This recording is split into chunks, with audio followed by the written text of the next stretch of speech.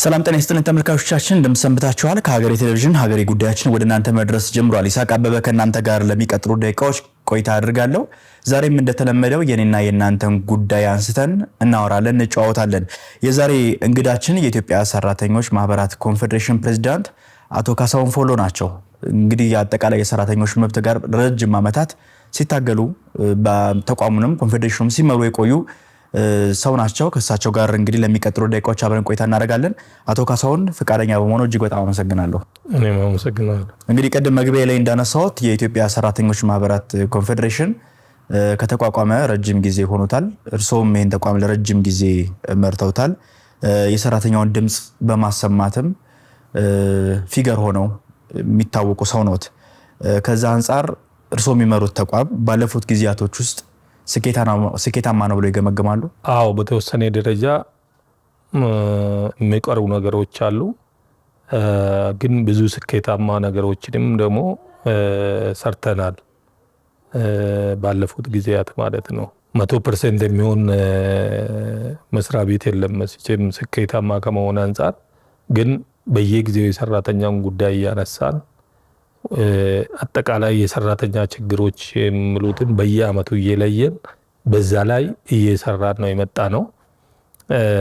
ቀደም ብሎም በርካታ ስራዎች ላይ ሰርተናል። ስኬትም ያገኘንባቸው ስራዎች አሉ ማለት ነው። ወደ ዝርዝር ጉዳዮችን ለመግባት እንሞክር። ምናልባት እንግዲህ የኮንፌዴሬሽኑ ላለፉት ጊዜያቶች የሰራተኛውን መብት ጋር በተያያዘ የተለያዩ ስራዎች ሲሰራ እንደነበር ይታወቃል። ነገር ግን ከጥቂት ዓመታት ወዲህ በጣም በከፍተኛ ደረጃ ሰፊ እንቅስቃሴ እያደረገ ያለው የሰራተኞችን ዝቅተኛ የደሞዝ ወለል ከማስወሰን አንጻር የተለያዩ እንቅስቃሴዎችን ሲያደርግ ነበረ። ቦርድም እንዲቋቋም ይሄንን ሊመራ የሚችል ቦርድ እንዲቋቋም እንቅስቃሴዎች ሲደረግ ነበረ። በዚህ ጉዳይም ከጠቅላይ ሚኒስትር ዶክተር አብይ አህመድ ጋርም ውይይት አድርጋቸዋል። ምናልባት የጠቅላይ ሚኒስትሩ ጋር የነበራቸው ውይይት ምን ውጤት አምጥቶላቸዋል?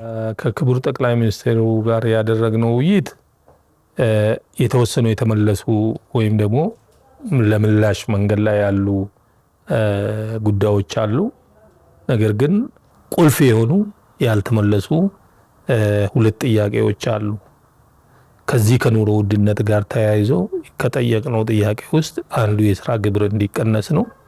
ሁለተኛው ዝቅተኛ የደሞዝ ወለል እንዲወሰን ነው። ይሄ ዝቅተኛ የደሞዝ ወለልም አልተወሰነም፣ የስራ ግብሩም አልተቀነሰም።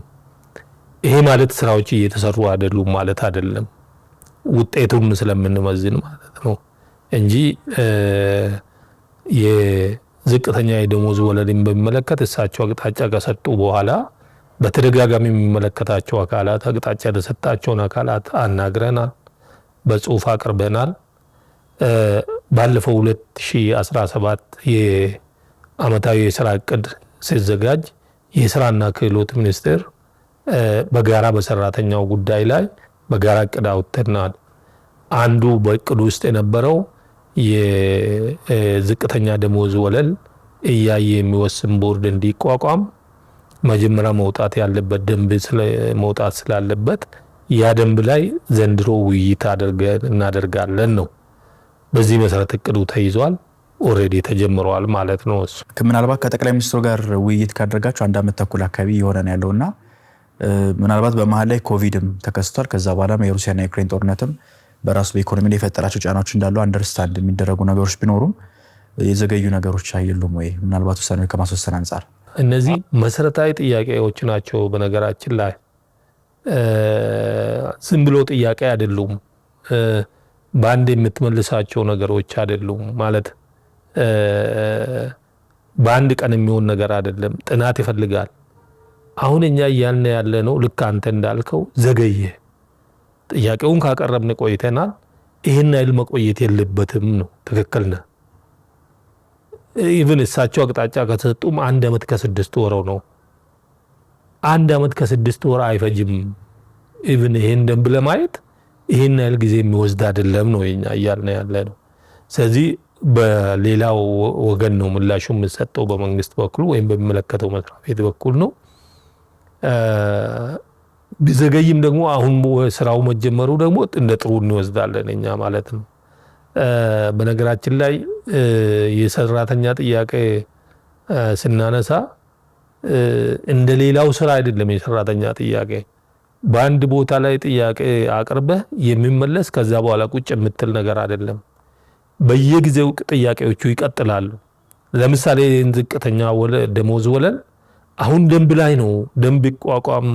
ደንቡ ተቋቁሞ ቦርዱ መነሻ የደሞዝ ወለል በጥናት ላይ ተመስርተው ይወስን እያልን ዛሬ አይደለም ይሄን የመጣ ነው። አንድ ዓመት ተኩል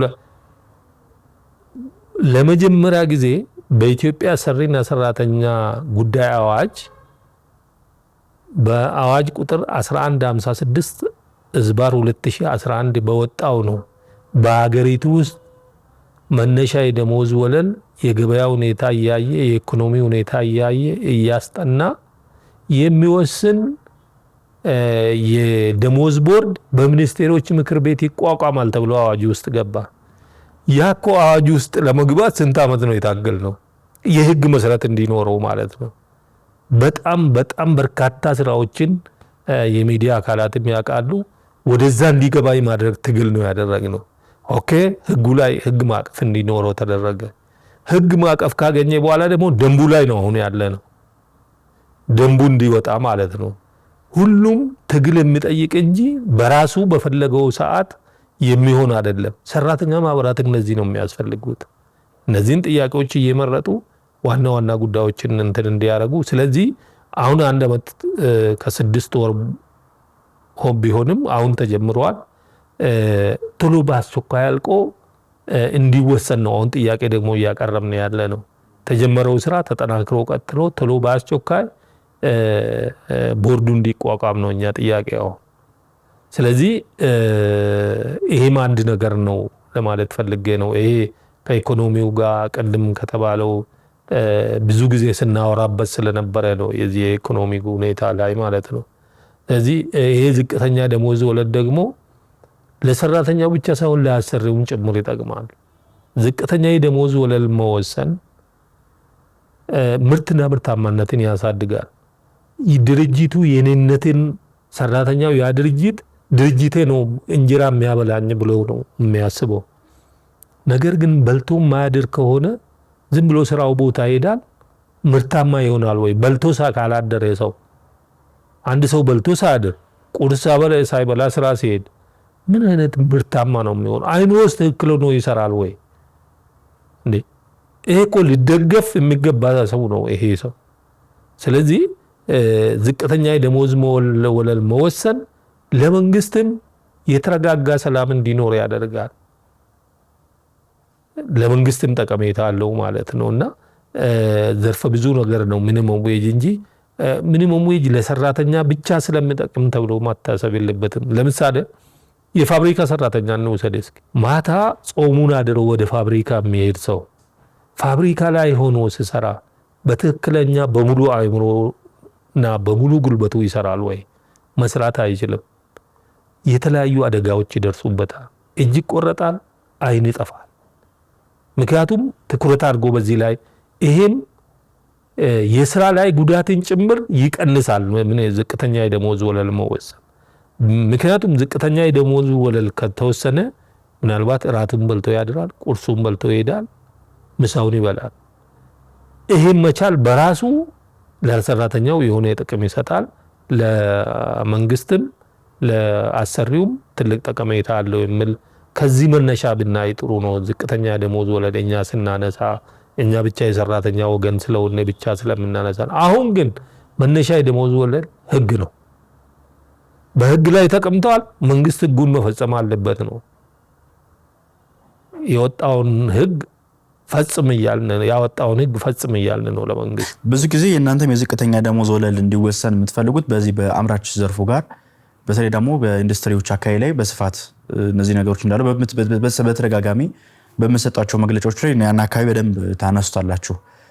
ነገር ግን አሁን ካለው ነባራዊ ሁኔታ ሀገራዊ ኢኮኖሚያዊ ሁኔታ አጠቃላይ ጥቅል ነባራዊ ሁኔታ አንጻር ያንን ማድረግ የሚያስችል ሀገራዊ አቅም አለ ነው ያስባሉ ወይ? ምክንያቱም ከዚህ በፊትም በኢንዱስትሪ ሚኒስቴር ደረጃ በህዝብ ተወካዮች ምክር ቤት ይሄው ጥያቄ ተነስቶ ሀገሪቱ ይሄንን ለመሸከም የሚያስችል አቅም አላት ወይ የሚል ሐሳብም በሚኒስትሩ ደረጃ ሲነሱ ሰምተናል በቅርቡ። ይሄ ከተነሳ ይሄ ስህተት ይመስለኛል። ለኔ ማለት ነው። የተባለው እንደው እኛ ከአሰሪዎቹ ጋር የመደራደር አቅም የለንም የሚል ነው። በመሰረቱ እንዴ ሀገሪቷ መሸከም ካልቻለች በቂ ነው ባይባሉ እንኳን ማለት ነው ለመንግስት ሰራተኞች መነሻ 5000 ብር ይሁን ተባለ። እሱ ይበቃል ብዬ አይደለም፣ ምሳሌ ለማንሳት ነው። ኢንዱስትሪ ፓርክ ላይ ደግሞ 1000 ብር ያገኛል፣ 1200 የሆነ ማኑፋክቸሪንግ ላይ።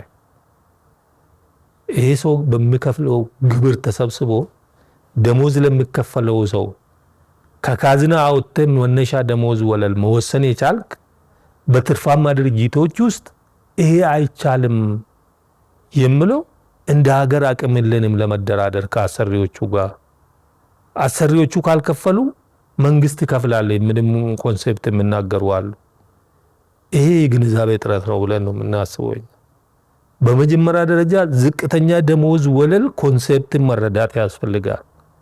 ዝቅተኛ የደሞዝ ወለል ሲወሰን መንግስት ከሆነ በሲቪል ሰርቫንት ወይም ደግሞ የመንግስት ተቀጣሪዎች ለብቻ አሉ። የመንግስት ልማት ድርጅቶችና የግል ድርጅቶች እያንዳንዱ ካምፓኒ ነው የሚከፍለው እንጂ መንግስት ከሚያጠራቅመው ገንዘብ አይደለም የሚከፍለው። ምን ማለት ነው? አሁን ይሄ አንድ የውጭ ኤክስፖርት የሚያደርግ የውጭ ካምፓኒ እዚህ ሀገር ውስጥ ወደ ውጭ ኤክስፖርት ያደርጋል። ለሰራተኛው ደሞዝ የሚከፍለው 1000 ብር ነው፣ 1200 ብር ማለት $9 $10 ማለት ነው እኮ እየከፈለ ያለው ወደ ዶላር ስንለውጥ የውጭ ካምፓኒ። እሱ መነሻ ደሞዝ ወለል ተወስኖ እሱ መክፈል የለበትም ማለት ይሄ ማንን ለመጥቀም ነው? ኢትዮጵያን ነው? ዜጋዋን ነው? ወይስ የውጭ ባለሀብቱን ነው? ሰራተኛው ነው? ምንድነው ለመጥቀም የተፈለገው? መንግስት እዚህ ውስጥ ዝቅተኛ የደሞዝ ወለል ሲወስን ምንድነው የሚጎዳው? መንግስት እዚህ ማለት ድርጅቶቹ ናቸው የሚከፍሉት ዝቅተኛ የደሞዝ ወለል ከተወሰነ። ስለዚህ የመደራደር አቅም የለንም የሚለው ሲጀመር ሚኒስቴሩ አይደራደሩም፣ ተደራዳሪዎችም አይደሉ። ዝቅተኛ የደሞዝ ወለል የሚወሰነው በሶስትዮሽ ነው። አዋጁ ላይም በግልጽ ተቀምጠዋል። ከመንግስት፣ ከአሰሪ፣ ከሰራተኛ የተውጣጣ እንዲሁም ደግሞ ኤክስፐርቶች ያሉበት አንድ ላይ ቁጭ ብለው ጥናት ተደርጎ በጥናቱ መሰረት ወይ አጠቃላይ የሀገር ዝቅተኛ የደሞዝ ወለል ይወሰናል ወይም ደግሞ የተወሰኑ ሴክተሮች ተመርጦ ይወሰናሉ። ለምሳሌ የተለያዩ ሀገሮችን ሄደን ልምድ ወስደናል። ኢቭን ከተወሰኑ መንግስት አካላት ጋር ሄደናል። ቬትናም ሄደናል። ለምሳሌ ለመንግስት ሰራተኞች ገና እያጠኑ ነው ያሉት። ለመንግስት ልማት ድርጅቶችና ለግል ድርጅቶች አጠቃላይ ግን መነሻ የደሞዝ ወለል አላቸው። ይሄ ማለት መንግስት ይከፍላል ማለት አይደለም። መንግስት የመወሰን ሚና ነው የሚኖረውና ከምን ግንዛቤ ተነስተው እንደዚህ እንዳሉ አላውቅም ብሎ ከሆነ ስህተት ነው። ምናልባት የሰራተኞች ጥያቄን በተደጋጋሚ ለኮንፌዴሬሽኑ ያቀርባል፣ በተለያዩ መግለጫዎችም ያወጣል። ምናልባት በህግ ደረጃ ከወጣም 1 ዓመት ተኩል አካባቢ ሆኖታል። ነገር ግን ወደ ተፈጻሚነቱ ደረጃ ያን ያህል እየተገፋ እንዳልሆነም ነው የሚነሳው።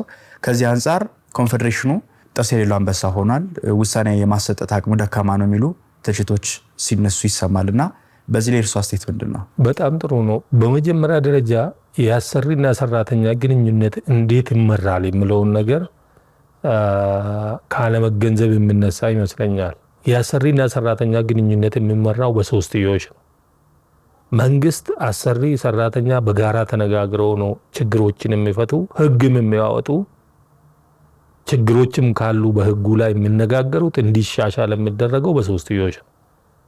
በእንደዚህ አይነት ሰላማዊ ሁኔታዎች ናቸው። በመጀመሪያ ደረጃ ኮንፌዴሬሽኑ እንደ አንበሳ ሊባላ አይደለም የተቋቋመው። ማህበራዊ ምክክሮችን መሰረት በማድረግ ችግሮች ይፈታሉ ነው። እነዚህ ችግሮች ግን በውይይት ካልተፈቱ ምን ይሆናል የሚል ነው የሚቀመጠው ዳይሬክሽን። ምናልባት ተጽዕኖ የማሳደር አቅም እስከምን ያለ ነው? ተጽዕኖ ማሳደር ማለት ምን ማለት ነው? በእኛ ሀገር ምንድነው ሰራተኛ ማህበራት አክቲቪስቶች አይደሉም። አንድ ጊዜ የሆነ ነገር ተናግረው የሚጠፉ አይደሉም። ዘላቂ የሆነ የሚመሩት መሰረታዊ የሆነ መርሆ አላቸው። አንደኛ እንዳልኩት ማህበራዊ ምክክር ነው። ችግሮች በማህበራዊ ምክክር እንዲፈቱ ጥረት ማድረግ ነው እስከ መጨረሻው። በማህበራዊ ምክክሮች ያልተፈቱ ፍርድ ቤት የሚሄዱ ጉዳዮች ካሉ ፍርድ ቤት ይሄዳሉ። ፍርድ ቤት የማይሄዱ ጉዳዮች ለምሳሌ ስለጠየቅናቸው ዝቅተኛ የደሞዝ ወለል እንበል፣ ስራ ግብር እንበል፣ እነዚህ ደግሞ ወደ ፍርድ ቤት አይሄዱም። የቆመ መብት ስላልሆኑ ማለት ነው። ስለዚህ የቆመ መብት ለማድረግ ሌላው ወገን ወደ ራሴ ማምጣት አለብህ። ተጽዕኖ ፈጠረ። ተጽዕኖ ማለት በሚዲያም ሊሆን ይችላል፣ በተለያዩ ተቋማትም ሊሆን ይችላል። ሰዎች ወደ ራሴ አምጥተም አሳምነህ መብትን ማስከበር ነው። ሌላው ሰላማዊ ሰልፍ ማድረግ፣ ስራ ማቆም እርምጃ መውሰድ ነው። ማህበራት የሚያደርጉት ማለት ነው። ለምን ስራ አታቆሙም ይላል አንዳንዱ ዝም ብሎ ማለት ነው የምናገረው። አዎ ይቻላል፣ ህገ መንግስታዊ መብት ነው። በአሰሪና ሰራተኛ አዋጅም ይቻላል ስራ ማቆም። አሁን የቀረን እኮ ስራ ማቆም ነው። ከስራ ማቆም በመለስ ያሉትን ነገሮች በሰላማዊ ሁኔታ እየተሰራ ነው ያለው። ስራ ማቆም ዝም ብሎ አይቆም፣ ተጠንቶ ነው። ዝም ብለህ ሜዳ ላይ ወጥተህ ሆ ብለህ የምትመለስ አይደለም። ስራ ማቆም ምን ጉዳት አለው? ምን ጠቀሜታ አለው? ከመንግስት አቅጣጫ ተው፣ ከምንመራው ከአባሎቻችን አንጻር አባሎቻችንን ይጠቅማል አይጠቅሙም፣ መቼ ምን ማድረግ አለብኝ የሚል ታሳቢ አድርገህ የማትሄድ ከሆነ መሪ አትሆንም። ዝም ብለህ ተነስተህ ስራ ያለውን ስራ ለማሳጣት ነው የምትታገለው። አንድ ይሄ ነው። ሁለት መኖር አልቻለም ባለው ደሞዝ እያልክ አንድ ሰው ስራ ቢያጣ ምንድን ነው የምታደርገው? ለምሳሌ እንበል ስራ ማቆም ነው እርምጃ እንውሰድ እንበል። አሁን የሀገሪቱ ተጨባጭ ሁኔታ ምን ይመስላል? ይሄን ታያለህ። የኢኮኖሚ ሁኔታ ምን ይመስላል? ሊወሰዱ የሚችሉ ነገሮች ደግሞ ምንድን ናቸው? ይጠናል። ይሄን ሁሉ ታሳቢ እናደርጋለን ማለት ነው። ዝም ብለን አይደለም እንትን የምንለው። ይሄን ታሳቢ ስናደርግ አባሎቻችን ምን ያህል ይጠቀማሉ? የትኛው ኢኮኖሚዎች ላይ ነው ተጽዕኖ መፍጠር የምንችለው? እነዚህን ነገሮች እናያለን። ለምሳሌ አማራ ክልል አሁን ባለው ሁኔታ አስቸኳይ ጊዜ አዋጅ ውስጥ ነው ያሉት። ስራ ማቆም ይቻላል። በአስቸኳይ አዋጅ ጊዜ ሰላሙ የተረጋጋ አይደለም። ስራ ማቆም ይቻላል። እንኳን ስራ አቆመ ሳይቆምም ተረጋግቶ መስራት ራሱ ችግር ላይ ነው። ኦሮሚያ ክልል አንዳንድ ቦታዎች እንውሰድ፣ ከሰላም አንጻር ማለት ፋብሪካዎች ተረጋግቶ እየሰሩ አይደለም። በእነዚህ ላይ ስራ ብታቆም ምንድን ነው የምትፈጥረው ነው? ድርጅቱን ትዘጋ ካልሆነ በስተቀር ተጽዕኖ ከዚህ አንጻር ነው መታየት አለበት። ሌሎች ነገሮችን ማንሳት ስለማልፈልግ ነው በዚህ ቀጥታ በሚዲያ እንጂ እንገመግማለን ማለት ልክኛ ስራ ማቆሙን ብቻ መወሰድ እንደምንፈራ ኦር መንግስትን እንደምንፈራ ኦር መንግስት እንደከለከለን አይነት ተደርጎ የሚታይ ነገር አለ ማለት ይሄ ወይ ከፖለቲካ ጋር የማያያዝ ወይ ምናምን ከመንግስትን ከመደገፍ ከመቃወም አንጻር ኖ እኛ ከአባሎቻችን የአባሎቻችንን መብትና ጥቅም በዚህ ልናስከብር እንችላለን ወይ? ይሄን ነው ቁጭ ብለን ባለሙያዎች ቁጭ አድርገን እንደ መሪ ቁጭ ብለን ነው የምንነጋገርበት። ስለዚህ በስሜታዊነት አይደለም አመራር የሚሰጥ። ስሜታዊነት ውስጥ ገብተ ችግር ነው የሚሆነው። ለምሳሌ አንዳንድ ድርጅቶች ላይ ስራ ማቆም እርምጃ ይወሰዳል። ተጠንቶ ነው መሆን ያለበት። ለምሳሌ እኔ ወደዚህ ኮንፌዴሬሽን ሳልመጣ ፌዴሬሽን አካባቢ ነበርኩኝና አመራ ብዙ የስራ ማቆም እርምጃዎችን እዛው ሆኜ እንወስድ ነበር። ግን መቼ ነው የምንወስደው? ጥንቃቄ አድርገን ነው በየድርጅቱ ነው የምንወስደው፣ ነጥለን ማለት ነው። ያለበለዚያ የራሱ ችግር ስላለው ነው እና ብዙ ስራ አጥ ባለበትም ሀገር አንዳንድ ጊዜ ከጥቅሙ ጉዳቱ ይመዝናል። እንደሱ ስታረግ በጣም ቀላል ነው ለኛ ከዛሬ ጀምሮ ወይም ከመቀጠለው ሳምንት ጀምሮ ስራ እናቁም ማለት ነው። የሚያቆመው ታች ያለው ሰራተኛ ነው። እሱን ታሳቢ ባደረገ መልኩ ነው። ማለት አንዳንድ ጊዜ ስራ ማቆምን ስለማናወራ ነው ሰው የምንፈራ የሚመስለው። ፈርተን ሳይሆን መዝነን መቼ ምን ማድረግ እንዳለብን ግምት ውስጥ ማስገባት አለብን። የዓለም ተጨባጭ ሁኔታ ምን ይመስላል? የሀገሪቱ ተጨባጭ ሁኔታ ምን ይመስላል? የኢኮኖሚ ሁኔታ ምን ይመስላል? የሰራተኛው ሁኔታ ምን ይመስላል? እነዚህን ታሳቢ አድርገው የሚደረግ እንጂ ሀገር አቀፍ ስራ ማቆም ዝም ብሎ አይደረግም። ለጥቅም ነው፣ ለአባሎቻችን መብትና ጥቅም ነው መሆን ያለበት። ከሆነ እነሱም መብትና ጥቅም ማሳጣት እንዳይሆን ጥንቃቄ ማድረግ ስለሚፈልግ ነው ጥንቃቄ የምናደርግ። ሌላ ምናልባት ኮንፌዴሬሽኑ የሚያነሳው ጥያቄ ከዚህ ከደሞዝ ገቢ ጋር በተያያዘ የሚቆረጠውን የግብር እርከን ወይም እንትን እንዲያድግ በተወሰነ መልኩ ቅናሽም እንዲደረግበት ይጠይቃል። በኢትዮጵያ ነባራዊ ሁኔታ ደግሞ መንግስት ከፍተኛውን ገቢ ከታክስ ከግብር የሚሰበስብበት አንደኛው መንገድ ከቋሚ ቅጥረኛው ወይም ደግሞ ከደሞዝ የሚያገኘው የተሻለ እንደሆነ ይነሳል። ከንግዱ ማህበረሰብ ወይም ከንግዱ አካባቢ የሚሰበሰበው ታክስ ዝቅተኛ እንደሆነ ይህም ከሰሃራ በታች ካሉ ሀገራትም አነስተኛ ግብር ከንግዱ አካባቢ ላይ እንደሚሰበሰብ የሚነሳበት ሁኔታዎች አሉና መንግስት ከፍተኛውን ገቢ እዛ በሚያገኝበት ኮንቴክስት ሁኔታዎች ላይ ከዚህ ላይ ዋጋውን የተወሰነ መልኩ የግብር መጠኑን እንቀንሰው ማለቱ ምን ያህል የሀገሪቱን ነባራዊ ሁኔታ እያጠና ነው ብሎ ያስባሉ? በጣም ጥሩ ጥያቄ ነው። በመሰረቱ ከነጋዴው ወገን የሚሰበሰበውን ግብር አነስተኛ እንዲሆን ያደረገው ማን ነው? የውጭ ሀገር ዜጋ ነው? ተጽዕኖ ተፈጥሮብን ነው? መንግስት ነው። መንግስት በአግባቡ መሰብሰብ ከሚገባው ወገን ግብር መሰብሰብ አይችልም። በጣም ሲምፕል ምሳሌ ላንሳ። መንግስት ይህን መቆጣጠር ማቅቶት አይደለም፣ ሲስተም ማበጀት ነው። መርካቶ ሄደ እስኪ ሞባይል ግዛ ወይም የሆነ ዕቃ ለመግዛት ሄድ፣ ያለ ደረሰኝ ነው በደረሰኝ ነው ትባላል። በደረሰኝ ከሆነ ይጨምራል፣ በደረሰኝ ካልሆነ ይቀንሳል። ምን ማለት ነው? ፕሮፎርማ ሰብስበ የምትገዛው ዕቃና ያለ ፕሮፎርማ የምትገዛው ዕቃ ዋጋው ይለያያል። ዋጋው አንድ አይነት ከሆነ ለምን ፕሮፎርማ ላይ ሄደ? ምን ለመሰወር ነው? ግብር አይደል? ኢቭን በህግ የተተከለውም ቢሆን ፍትሃዊ አይደለም። ወደዛ ከመጣ ማለት ነው ፍትሃዊ።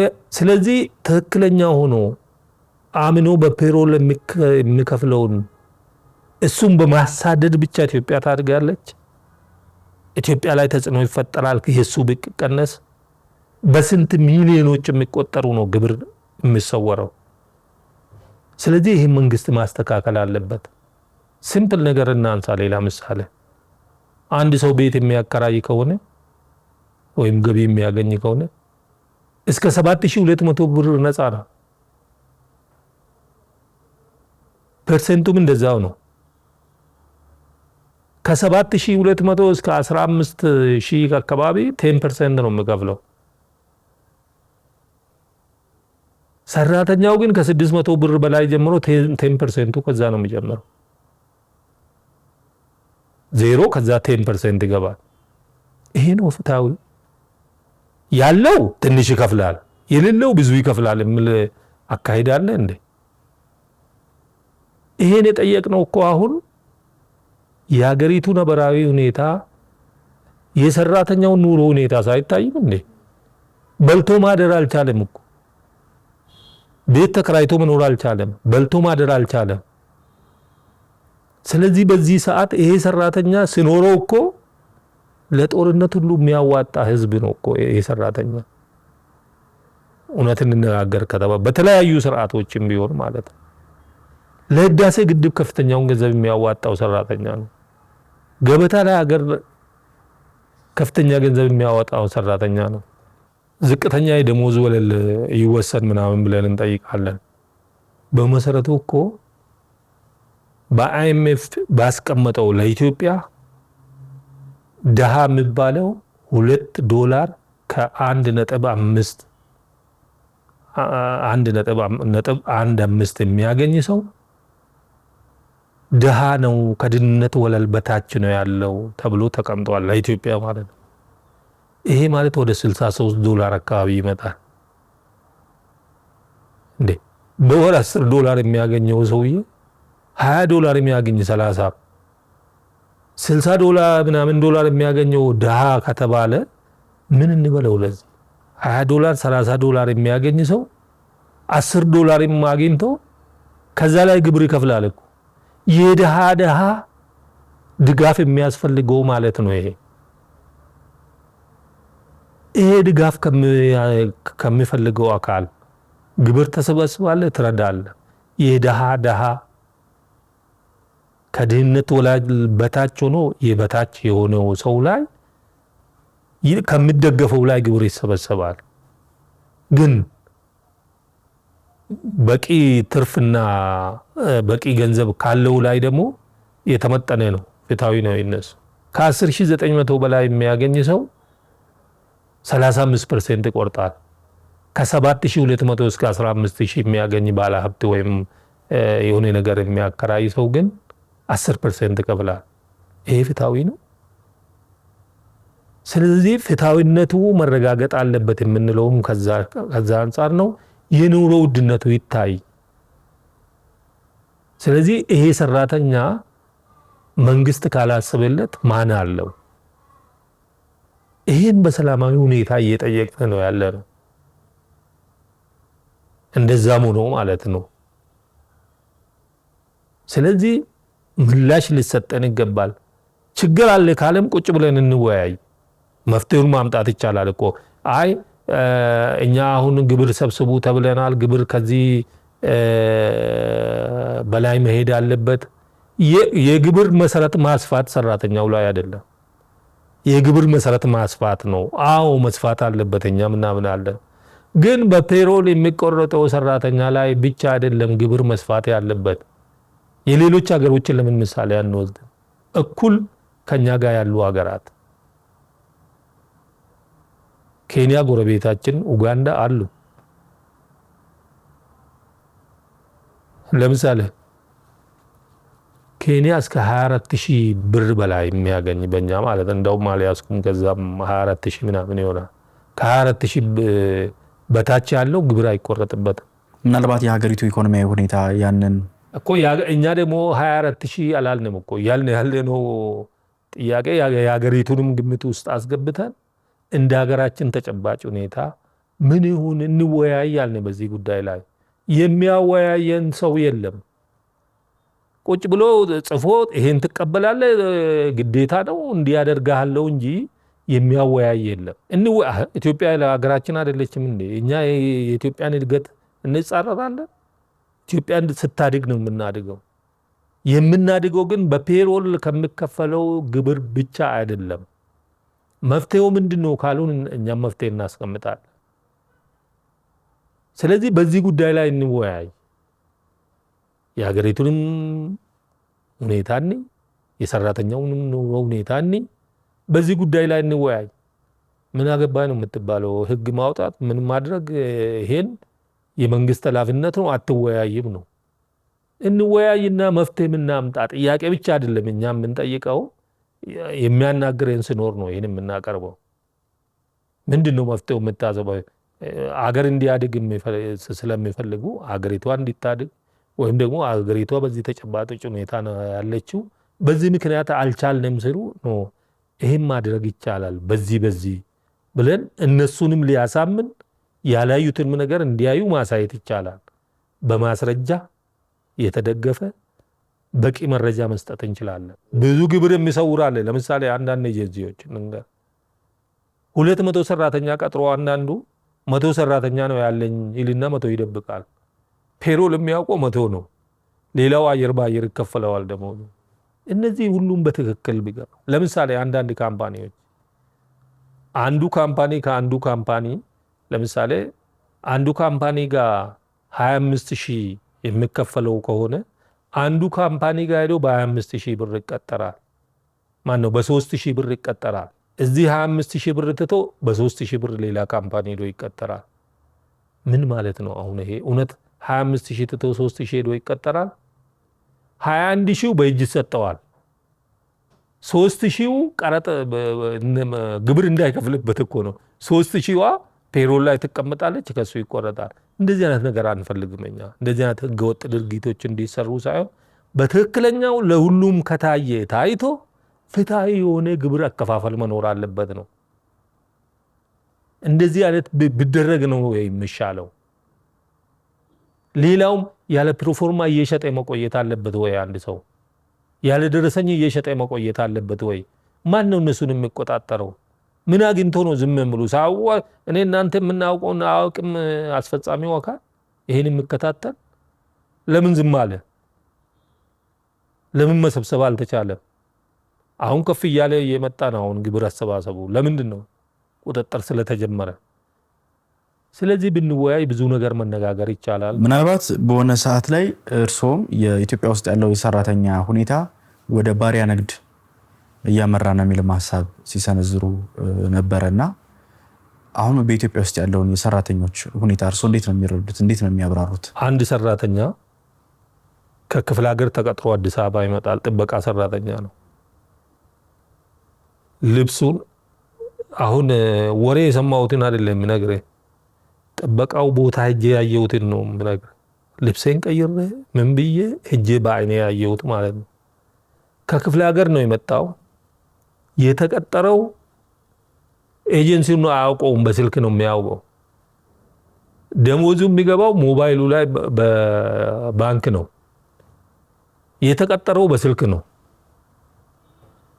የአንድ ሰው ምሳሌ ያነሳው እንጂ በአብዛኛው እንደዛ ነበር። እየዞርን እያየን ስለነበር የሚጠብቅበት ቦታ የሚያድርበት ቦታ እዛ ነው። ሻንጣውም እዛው ነው።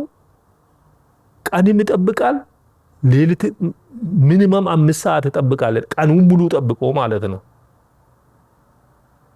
ሌሊቱን ጠብቆ ቀኑን ጠብቆ እዛው ነው። በ15 ቀን ነው ሰውነቱን የምታጠበው። ይሄ ማንም ልክደኛ አይችልም። በተግባር መነጋገር እንችላለን። ያኔ እንደዚህ አይነት ችግሮች ስለነበሩ ይሄ ማለት እስኪ ከባርነት ምን ይተናነሳል? ድሮ ቋንጃ አስሮ ሌላ ሀገር አይደለ ሄዶ፣ አሁን ችግር ስለሆነ ከዛ ጠራው አመጣው። እዚህ ከተማውንም አያውቅም እኮ ወዴት እንደሚሄድ። ሕክምና ቢሄድ በዛው ነው የሚሄደው። በቃ ከታሞ ከሄደ ወደዚህ መመለስ የለም። እንደዚህ አይነት ስራዎች ይሰሩ ስለነበረ ባርነት ያልነው ቃላት የለም እንጂ ከዚህ በላይ ምን ይሆናል? ቅዳሜና ረፍት እሁድ ረፍት አያውቅም። 8 ሰዓት የሚባል እንኳን አይታሰብም። ስለዚህ ለዚህ ነው ባሪያ ያልነው ያኔ። እነዚህ ነገሮች ጮኸንም ቢሆን ማለት ነው ቢያንስ እነዚህ ምንድነው እየደበቁ አምጥቶ እዛ እንደዚህ ማድረጉ በተወሰነ ደረጃ ቀንሷል። አሁን ማለት የክልል ቢሮዎችና የክፍለ ከተማ ቢሮዎችም አሉ። ይሄን ቢያንስ ቁጥጥርም እንዲደረጉ ያኔ ኮሚቴ ተቋቁሞ ይሄ በሙሉ ዞሮ ነው የታየው። ስታይ ምንድነው አንዱ እንዳውም የመንግስት አካላት አብረው አሉ። ኮሚቴ ተዋቅሮ ማለት ነው ከኢሰማኮ ከስራና ክህሎት ማለት የክልል ቢሮዎቹ ማለት ነው ከአዲስ አበባ ለምሳሌ በጋራ ነው ዞሬን ሁሉንም ያየ ነው። ያን ጊዜ ለምን ትጠይቁኛላችሁ ብሎ ሽጉጡ ያወጣ ሁሉ አለ። እንዴት ይጠየቃለሁ ማለት ሁሉም ነገር ማለትና በዛ ኮሚቴ ታይቶ መዘጋት የሚገባቸው የተዘግበዋል። ያን ጊዜ ማለት ነው ማስጠንቀቂያ ተሰጥቷቸው ስራ እንዲቀጥሉ የተደረጉ አሉ። በአግባቡ ደግሞ ስራቸውን እንዲቀጥሉ የሚያሟሉትን አሟልተው የተደረጉ አሉ። ኮሚቴ ተዋቅሮ እነዚህ እርምጃዎች ተወስደዋል። ከዛ ወዲህ ማለት ነው ያኔ እንደዛ ስንናገር የነበረው እንደሱ እንዲሆን ስለፈለግን ነው ያኔ ማለት ነው። ስለዚህ ይሄ ነው የነበረው። ሌላው እናንተም በስፋት የምታነሱት ሌላ ጉዳይ የሰራተኞች ደህንነት፣ የስራ ቦታ ደህንነትን ከመጠበቅ አንጻር ሰፊ ቅስቀሳዎችን በተለያዩ መግለጫዎቻችን ሁልጊዜ የምታነሱት ጉዳይ ነው።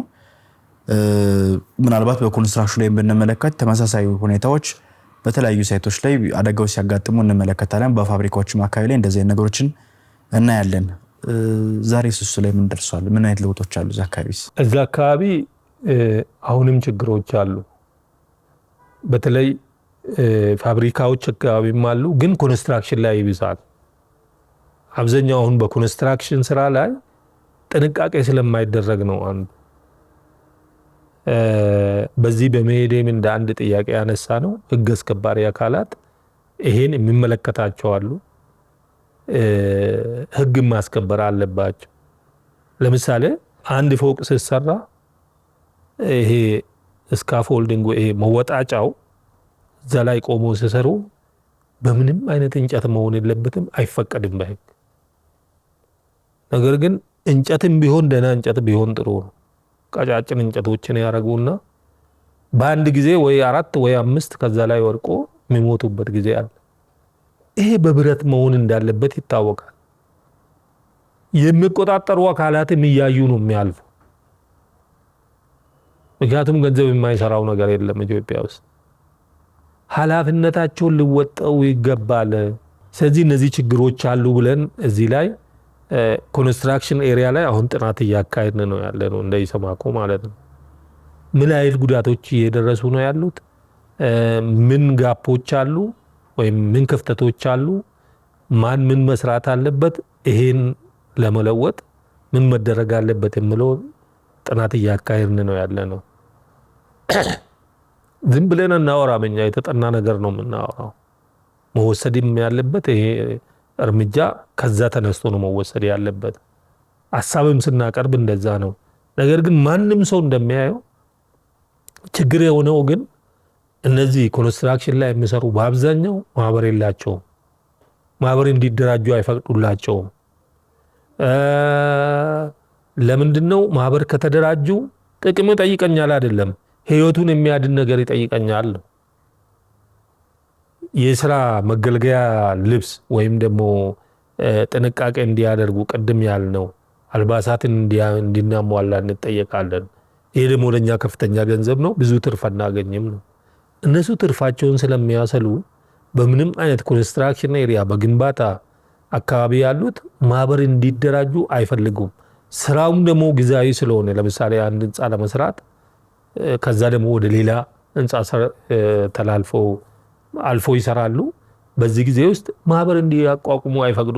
ስለ ማህበር ካነሱ እቺ ህንፃ ካለቀች ትባረራለ ይለዋል። ስለዚህ የሚቀጥለው ህንፃ ላይ ቀጥሎ ለመስራት ነው የሚያስበው። ኑሮ ውድነቱ አለ፣ የሚበላው ነገር የለውም። ስለዚህ እንዴት አድርጎ ይህ ህንፃ ሲያልቅ ስለሚያባረኝ ዝም ቢል ይሻለኛል።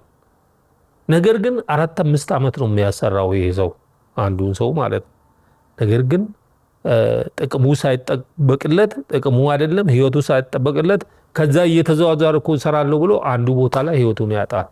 ሌላው ምናልባት የመጨረሻ ጥያቄ ከሰራተኞች እገታ ጋር በተያያዘ ባለፉት ዓመታት ተደጋጋሚ እንደዚህ አይነት ዜናዎችን ስንሰማ ነበረ። እናንተም ይሄን ጉዳይ ስትኮንኑት ነበርና ዛሬስ ምን አዲስ ነገሮች አሉ? በዛ ጉዳይ ላይ ምን አይነት ስራዎችን እየሰራችሁ ነው ያላችሁት? የእገታ ጉዳይ ስራን መስራት ያለበት እኛ አይደለንም። ይሄን የሚመለከተው ራሱን የተቻለ ተቋም አለው። ጸጥታ ዘርፉ ነው ይሄን መስራት ያለበት፣ እኛ አይደለንም። እገታን በተመለከተ ግን እንደ ማንኛውም ዜጋ ማለት ነው ሌላውም ሰራተኛ ያልሆነው የሆነውም የሚታገትበት ሁኔታ አለ። አንዳንድ ቦታዎች ላይ እነዚህ ያጋጥማሉና እነዚህ ባጋጥሙ ጊዜ አንዳንድ ጊዜ ራቅ ያሉ ቦታዎች ናቸው ያሉት።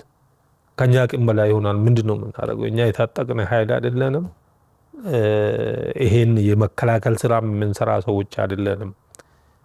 ችግሩ ሲደርስብን ግን ለጸጥታ ዘርፉ መንገር ነው፣ ጥቆማ መስጠት ነው። እዚህ ቦታ ላይ እንደዚህ እየሆነ ነው ወይም እንደዚህ ተደርጓል የሚል ጥቆማ መስጠት ነው እንጂ ከዛ ባለፈ በታገቱት ሰራተኞቹ ሲታገቱ የምናደርገው ነገር እንደ ሰራተኛ ከአቅማችን በላይ ነው ለኛ ማለት ነው። ምክንያቱም የታጠቀ ኃይል ነው የሚያግተውና ከዛ ለማስለቀቅ የምናደርገው ነገር የለም የሚመለከተው ከማሳወቅ ውጪ። ስለዚህ ይሄ እንደ አጠቃላይ ችግሮቻችን ሲፈቱ አብሮ ይፈታሉ ብዬ አስባለሁ። የሁሉም ዜጋ ችግር ስለሚሆን ይሄን እንግዲህ መንግስትም ጸጥታ የማስከበሩ ስራ በተጠናከረ ሁኔታ ሲቀጥል፣ ሁለተኛ ደግሞ መሰረታዊ ችግሮቻችንን ደግሞ በውይይት እየፈታን የመሄድ ልምድ ስናገኝና ያን አሁን በተጀመረው ሀገራዊ ምክክር ያሉትን ችግሮች ቢያንስ ከአሁን በኋላ ያሉትን ችግሮች ፈተን ለመሄድ እንደዚህ አይነት ውይይት መድረኮችን መጠቀም ያስፈልጋል። ከዛ ውጪ ግን እንደ ኢሰማኮ አልፎ አልፎ ያጋጥሙናል። እሱን እንግዲህ እንደ ማንኛውም ዜጋ በሚወጣው መንገድ እኛ ግን ለሚመለከተው አካል የማሳወቅ ስራ እንሰራለን። ለክልሎች፣ ለዞን መስተዳድሮች፣ ጸጥታ ዘርፎች ማለት ነው። በየቦታው ባሉ ለሚመለከታቸው አካላት ይሄን ጥቆማ መስጠት መንገር ነው እንጂ አልፈን እርምጃ የመውሰድ እንትን በእኛ አቅም የሚታሰብ ስላልሆነ በጣም አመሰግናለሁ። አመሰግናለሁ። ተመልካቾቻችን ከሀገሬ ቴሌቪዥን ወደ እናንተ ሲደርስ የነበረው ሳምንታዊ ሀገሬ ጉዳያችን እስካሁን ድረስ የተከታተላችሁትን ይመስል ነበር። ይስሐቅ አበበ ከእናንተ ጋር ቆይታ አድርግ ያለው። የዛሬው እንግዳችን የኢትዮጵያ ሰራተኞች ማህበራት ኮንፌዴሬሽን ፕሬዚዳንት አቶ ካሳሁን ፎሎ ነበረ። ይህንንና የእናንተን ጉዳይ በቆይታችን እንዳነሳን ተስፋ እናደርጋለን። ሳምንት በሌሎች ጉዳዮች እንገናኛለን። ቸር ሰንብቱ።